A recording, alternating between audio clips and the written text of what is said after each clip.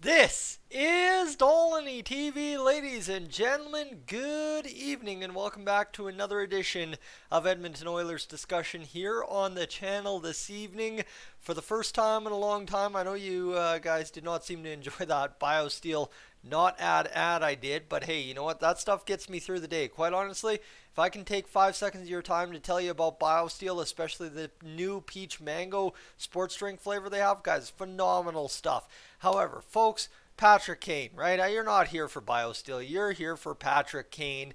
And why are you here for Patrick Kane? Because way back last month, I was the man on the case saying Patrick Kane, the Oilers, they got to make a whole thing of this. And now for the past entire month, you have been subjected to a million times over Patrick Kane to the Edmonton Oilers. I'm still going to brag on this one. I'm not staying humble on that one simply because, right, it all made sense and I decided to get out there and talk about it. And now suddenly for the past month it has been the only topic anyone cares about when it comes to an Oilers trade. There was this whole idea of trading Jesse Puljujarvi at one point, and that has completely 100% utterly died because the only thing anyone wants to do is try and get Patrick Kane to the Edmonton Oilers. Obviously, there's the Leafs, there's the Rangers, there's the Sabres, all involved as well in this whole mess. My buddy Gillies TV, of course, he started back up because, my friends, he has noticed, you know what, the YouTube space is back to the exploding ways it used to be, so he's trying to get back on the ship, and this is where that comes from, right? Gillies TV, you can see his video today about Patrick Kane and his 3 landing spots of where he's willing to go. It's in the description. It's in the comments. Definitely go check it out. That's pretty much the only reason I'm doing this video, is because I couldn't sit there and watch him get 15 views a minute on a Patrick Kane video when he's only got 237 or 287 subscribers. Dolany TV over here sitting at what, 8,600 or something silly. Yeah, I gotta show some force around here.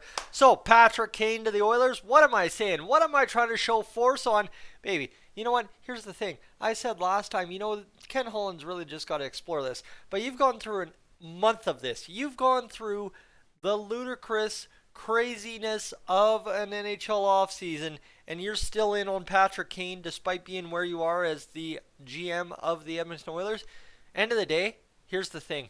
There's only one thing that Ken Holland's got left to do, and he's got to make the Patrick Kane trade happen. I'm sorry. You can say you don't want Patrick Kane. You can say this about Patrick Kane.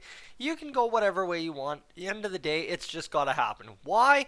Because imagine, guys, just the talent level of the Oilers' top 6 would be next level ridiculous. And again, to anyone that sits here and says, no, Chicago would fleece the Oilers in that trade, blah, blah, blah. I'm sorry, Chicago does not have a very good track record of late. Let me tell you, Chicago has a very poor track record of late. And again, when Patrick Kane is sitting out there yapping around in circles and circles of hockey, right? He's out there. He is in everybody's mouth as a trade piece. That means, you know, end of the day, there isn't really much leverage for the Chicago Blackhawks when they make that trade. This is just not a situation where Chicago can set an asking price. It's a situation where if the GM does a good job, he drives up the prices based on what Toronto, New York, and Buffalo want against what Edmonton's offering. That's the only way he can drive up the price. His price, it physically cannot be high because even Ken Holland can talk him down, down, down, down, and away you go. And I mean, Patrick Kane, big thing is, yes, 100%, there will be salary retained when he's an Edmonton Oiler back there in Chicago. Why? Simply put, because end of the day is that's the only way the salary cap works. I've seen the Oilers Nation try to make these trades work. How do you make these trades work? Guess what? Your guess is as good as mine, and that's the fun part of this. I'm not saying this is how it's going to happen. I'm not saying this is why it should happen. No, I'm saying it's just gotta dang happen. You get where I'm going, right? It's just got to happen. We've had a month of this, and screw the Leafs, screw the Rangers, screw the Sabres.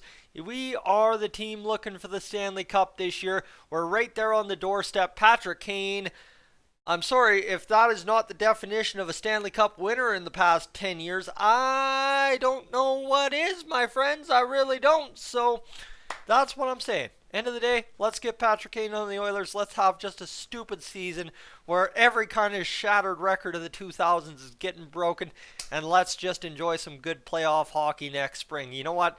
A good winning Oilers team would get me through a dark, depressing December, January, February a lot quicker than they did last year, despite going to the third round of the Stanley Cup playoffs. Ladies and gentlemen, I'm Tyson. This is Dolany TV. Can you believe you just got 5.5 minutes out of me in dead late August? I can't. I'm up on out of here.